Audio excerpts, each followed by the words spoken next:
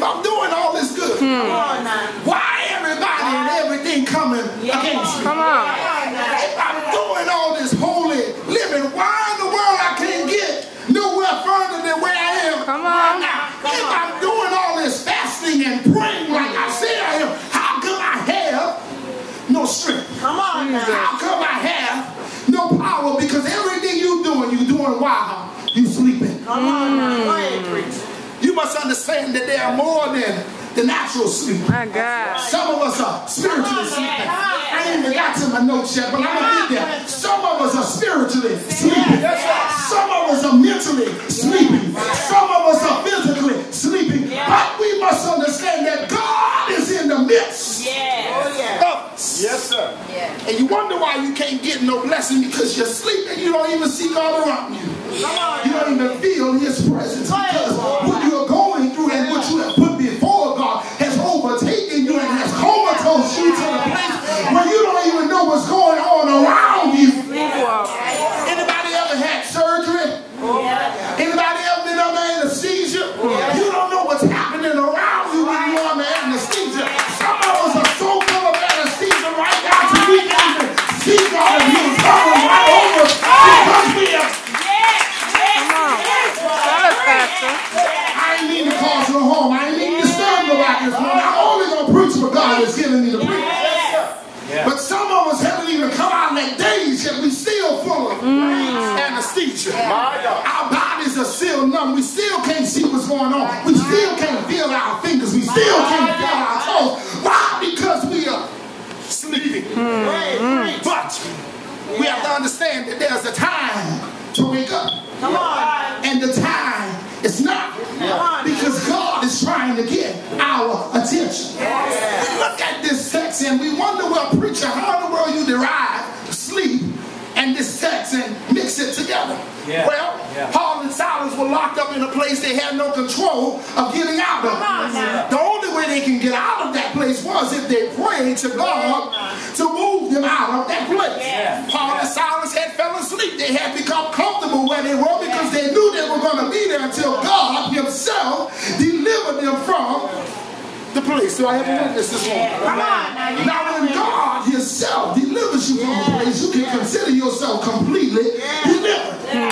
Now some of us, I'm about to step on some toes right now. Some of us run to the altar every Sunday looking for deliverance and walk out the door knowing God has delivered us, but we walk right back into the same old sin.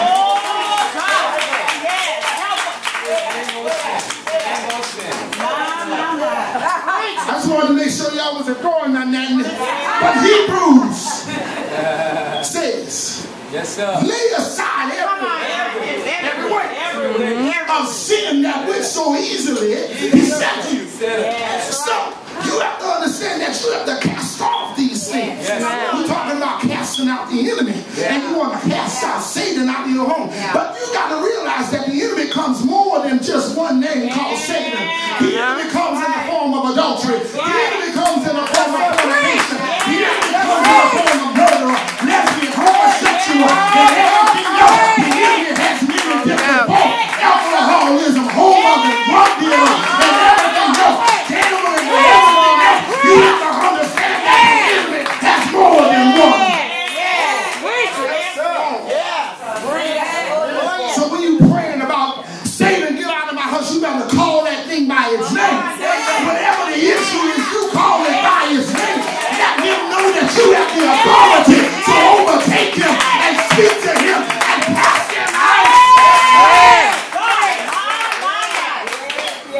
You have the authority to put the enemy out. Ain't no way in hell the enemy should be running your house. And you talk about you saved, sanctified, and filled with the Holy Ghost. But the enemy is running our homes because we're sleeping. Wake up. We're sleeping. And you know what else happens when we sleep? So much division comes in. Everybody wants to be the big I. Nobody wants to be a little you. Everybody wants to be the chief. Nobody wants to be the Indian. But we must understand that the enemy comes to steal, kill, and destroy. Yes, he does. Yes, he does. The only way he can do it is if you were sleeping and not paying attention. Yes, Lord. So we must Understand that Paul and Silas being in this situation only because they were doing the work that their father had sent them to do. They were ostracized, criticized, beaten, all this kind of stuff, stripped of their clothing. I think Jesus was beaten. Why? Because he came to do the work his father sent him. Jesus was criticized and Jesus was stripped of his garments. Why? Because he came to do the work that the Father had sent him. So who are we to feel like we shouldn't go through the trials and tribulations that we go through? Peter says, for our trials are not comparable to that which Jesus Christ has went through. But yet we feel like, oh, I don't need to be suffering. Elder, do you know who I am? Do you know who I am? Do you know where I live? Do you know how big my paycheck is? Do you know what my job title is? Baby, let me tell you something right now. All of that is going to go to hell with you if you don't wake up. Come on. Tell us the truth. We're worrying about material gain. We worrying about material prosperity. We worrying about big houses and fancy cars that we can't even afford to pay the notes on.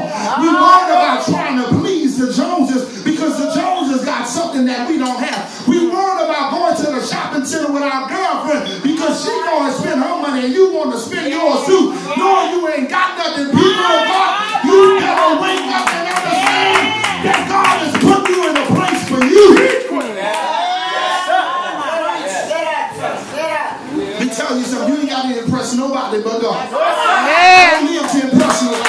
I don't preach to impress nobody. If you like it, you like it. If you don't, you don't. I really don't care because the only one I want to please is God. So if you walk out the door and you have a problem with what God has given me to say, take it up with God because it don't bother me. Come on, Pastor. But the problem with us sleeping is when we come to church, y'all know that song? It's an old song. And don't act like y'all don't know it. Your body's here with me, but your mind is on the other side of town. Y'all know that song. Don't act like y'all been saying it all your life because it's older than me. But that's what we are going through right now. Some of us are here physically, spiritually, and mentally. We somewhere else. We worry about what we left at home. We worry about what your husband did. You worry about what your wife did. You worry about what's going on at work. Baby, when you're in the presence of God, God is the only thing that you want to focus on, concentrate on, and look forward. So let's go to the text.